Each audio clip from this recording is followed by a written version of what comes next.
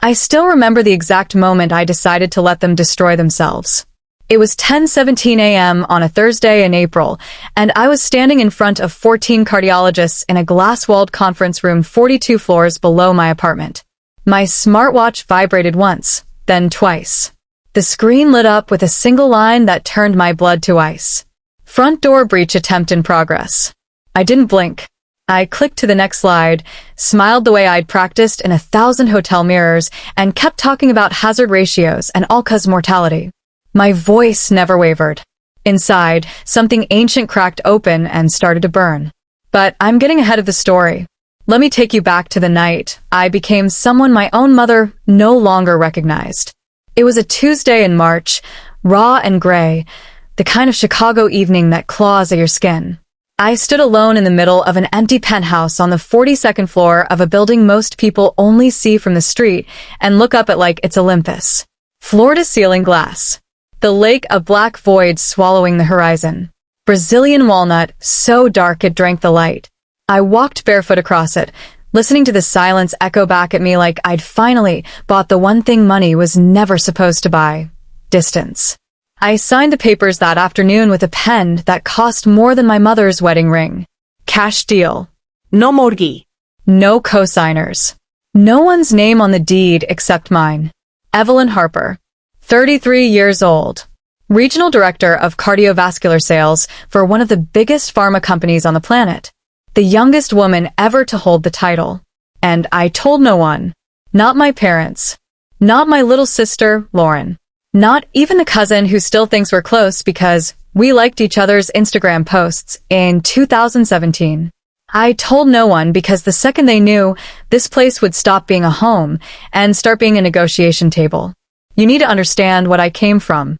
I grew up in a split-level house in Naperville where love was a currency and I was always broke. Every report card, every scholarship, every promotion I ever earned was greeted with the same distracted nod and the immediate pivot. That's wonderful, honey, but did you hear Lauren finally passed her learner's permit? Lauren is 4 years younger and, according to my parents, made of spun glass. She started community college 3 separate times and never finished a single semester. She has 11.4 thousand followers who watch her put on makeup and complain about how hard life is when your parents still pay your phone bill at 29. Mom and Dad bought her a white Jeep the week she turned 25 to help her brand. They bought me a $12 bouquet from Jewel Osco the week I closed my first $1 million hospital contract. I learned early that in our house there were 2 kinds of children. The one who was allowed to fail, and the one who wasn't allowed to succeed without paying tribute. So I paid. I paid in silence. I paid in skipped holidays, in excuses, in sending money, just to help out when Lauren's brand deals fell through again. I paid until the day I stood in that empty penthouse and realized I was done. I moved in on a Saturday while they all thought I was at a conference in Dallas. Professional movers in white gloves. Furniture I picked myself, charcoal leather, smoked glass, a bed that felt like falling into a cloud. I hung art that cost more than my first car. I programmed the lights to come on at sunset, so the place never felt cold. I set the thermostat to 71, the exact temperature where I can finally breathe. And for 3 perfect weeks, I disappeared. No Sunday dinners. No passive-aggressive texts about how we never see you anymore. Just me, the city 42 floors below, and the sound of my own heartbeat not racing for the first time in a decade. Then the text came. Mom. Family lunch on Sunday. We miss you. 1 p.m. At Marcello's. Don't say no, sweetheart. I knew the second I read it that the meter was running again. I walked into Marcello's, and the temperature dropped 10 degrees. Mom had worn the navy silk blouse she saves for funerals and real estate closings. Dad had gotten a haircut. Lauren was in head-to-toe New Season Reformation, scrolling, pretending she wasn't waiting for her cue. We ordered. We talked about Dad's golf swing and the neighbor's new boat. Then the tiramisu arrived, and Mom folded her hands like she was about to pray. Evelyn. We know about the condo. The restaurant noise collapsed into a single point of pressure behind my eyes. Dad jumped in before I could speak. 42nd floor. Very impressive. Very secret. Barbara Hendricks' son closed the deal. You can imagine how that felt, finding out from a stranger at the grocery store. I sipped my espresso. Let it burn. I bought a home. I wasn't aware I needed a press release. Mom's smile was thin and sharp. We're not upset you're doing well, darling. We're proud. But Lauren is ready to spread her wings. Rent is insane, and she's so close to monetizing her platform. Lauren finally looked up. Her eyes said, please don't make me say it out loud. And you have that second bedroom just gathering dust. There it was. The invoice. I set my cup down very carefully. Let me make this simple. Lauren is not moving in with me. Not for a weekend. Not for a month. Not ever. Mom blinked like I'd spoken Latin. Dad's face went the color of raw steak. Don't be selfish, Evelyn. Family helps family. You have so much space. I stood up, dropped 3 20s on the table. I have exactly as much space as I paid for, with money I earned, while Lauren was learning how to contour. I walked out into sunlight that felt radioactive. That should have been the end. It was only the ignition. 2 weeks later, I came home from a black-tie client dinner to find my phone glowing with a single message. Mom, we're coming to your place tomorrow at 10 a.m. to talk this through like adults. Be there. No question mark. No, if that works. Just the assumption that my door, my life, my boundaries were still negotiable. I didn't sleep that night. At 6 a.m., I was on the phone with the building's head of security. At 7 a.m., I had new locks, biometric military grade. At 8 a.m., I signed a contract with a private response team whose average arrival time was 4 minutes, 42 seconds. At 9 a.m., I walked into the 1st District Station and filed a criminal trespass order naming Robert Harper, Diane Harper, and Lauren Harper as prohibited persons on my property. The sergeant who took the report looked up from the form. Ma'am, these are your parents. I met his eyes. Yes. And if they cross that threshold again, I want them treated like any other criminals. He didn't argue. I spent that evening testing cameras, walking through every angle, making sure there wasn't a single blind spot. Then I packed an overnight bag, checked into the Langham under a work alias, and set every alert to forward to my watch.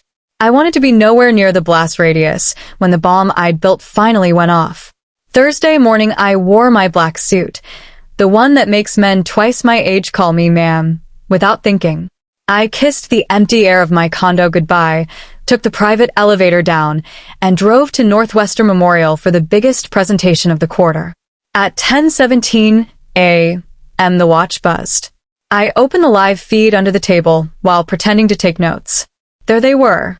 Mom in her navy blazer, pressing the doorbell like she could punish it into obedience. Dad pacing, checking his watch, muttering. Lauren leaning against the wall filming a boomerang of her boots, caption already forming in her head. 5 minutes of unanswered ringing. Mom pulls out a key I never gave her. She slides it in. The lock flashes red. She tries. Again, harder. Dad takes over, shoulder checking the door like he's still 40 and bulletproof. Lauren finally speaks, voice carrying clear through the hallway mic. This is insane. Let's just leave. Mom wheels on her. We're doing this for you. Dad makes a call. 3 minutes later, the elevator opens and out steps Dennis, Dad's locksmith buddy from the country club, toolbox swinging. He takes one look at my system and backs up like it's radioactive. I'm not losing my license for this, Bob. This is felony-level hardware. He leaves. Building security arrives. Howard, the ex-Marine who once told me he has 3 daughters and understands complicated families. He is calm, professional, devastating. Ma'am, you need to step away from the door. Ms. Harper has filed a no-contact order. You're not authorized to be on this floor. Mom laughs, actually laughs. She's my daughter. That doesn't grant you access to her private property. Dad steps forward, chest puffed. We just want to talk. Howard doesn't move. Then talk from the lobby. Or I call CPD. Mom loses it. She starts pounding my door with both fists. screaming my name like a curse. Evelyn, you open this door right now. I carried you for 9 months. I wiped your ass. You do not lock me out. Neighbors' doors crack open. Phones come out.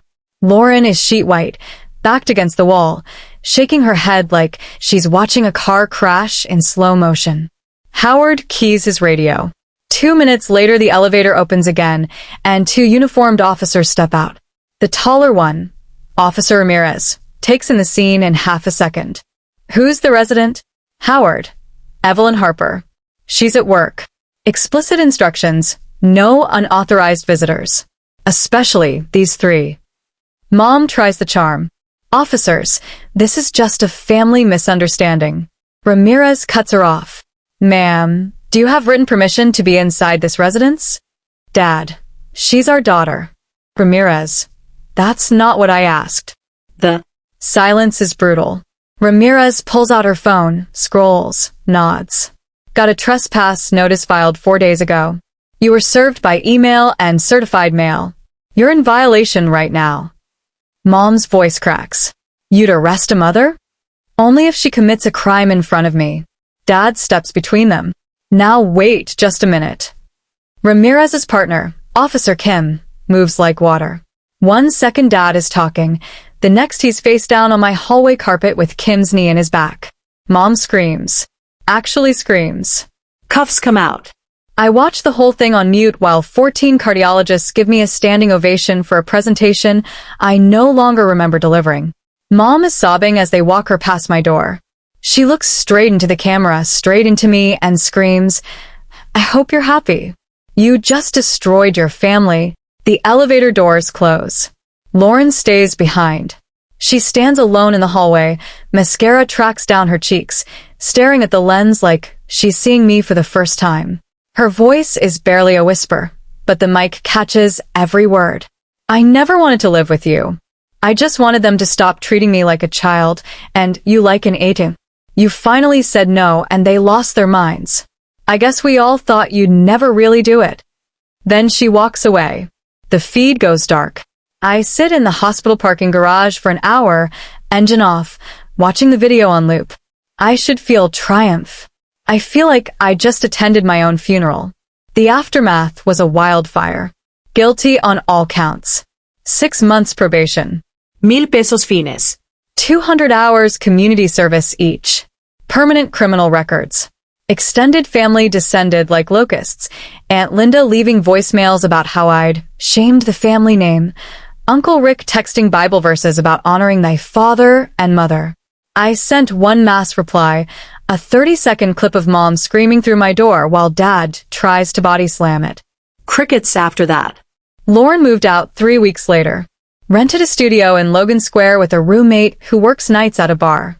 She got a job answering phones at a vet clinic. Her Instagram went quiet for months, then came back different. No more ring light. No more hashtag sponsored. Just pictures of dogs with cones and captions about rent being due. She texted me once at 2 a.m. I get it now. I'm sorry it took handcuffs for me to see. I stared at the message for a long time. Then I replied, You didn't put them on. I did. We're both just cleaning up the mess. Mom and Dad tried everything. First rage, then bargaining, then therapy, court-ordered, then voluntary. They asked for a meeting 6 months later. I agreed. Public place. 1 hour. Lauren came as buffer. They looked smaller, older, like someone had let the air out. Dad spoke first. We treated you like the family safety net instead of a daughter. We're ashamed. Mom cried. Ugly, snotty crying. We thought if we pushed hard enough you'd cave like always. We didn't think you'd let us fall. I sipped my coffee. I didn't let you fall. You jumped. Silence. Then Lauren, quiet, steady Lauren who hadn't worn false lashes in months, said, They're selling the house. Moving to Arizona. Smaller place. Fresh start. They asked if I'd go. I said no. I looked at my parents, and Mom wiped her eyes. We understand if you never want to see us again. We just needed you to hear it from our mouths. We were wrong. About everything. I nodded once. I heard you. I stood up to leave. Dad's voice cracked. Will we ever? I paused. Maybe. Someday. When I stopped flinching at doorbells, I walked out. 5 years later, I'm 42 floors above the city that raised me, wine glass in hand, watching fireworks over the lake on the 4th of July. I'm vice president now. I own a cottage in Saugatuck where the only sound at night is waves. I date when I want, disappear when I don't. My spare room is a library. No one has ever slept in the guest bed. I Never gave them a key. Sometimes Lauren comes over for coffee. We sit on the terrace and talk about everything except the past. She's 29 going on 34. Pays her own rent. Has a 401k. Still rescues pit bulls. Last month Mom sent a letter. Handwritten. 8 pages. She's volunteering at a domestic violence shelter in Tucson, teaching women how to open their first bank accounts without their husbands' names on them. She ended it with, I finally understand what boundaries are. Thank you for teaching me the hard way. I'm proud of the woman you became when we stopped letting you be anything less. I read it once, folded it neatly, put it in a drawer I never open. Some doors you lock forever. Some bridges you burn so no one can ever march across them again. I chose peace over performance. I chose me. And if you're watching this and you're still opening the door every time they bang on it, if you're still saying yes when everything inside you is screaming no, close the door, change the locks, let the cameras roll, because sometimes the only way to save your family is to stop letting them destroy you. And if they have to wear handcuffs to finally hear your no, then let the cuffs click shut. You're worth it. I promise. Now tell me in the comments, when was the last time you said no and meant it? I read every single one. And to everyone who's ever had to choose themselves over the people who are supposed to love them first, I see you. I'm proud of you. Keep the door locked. 4,498 words.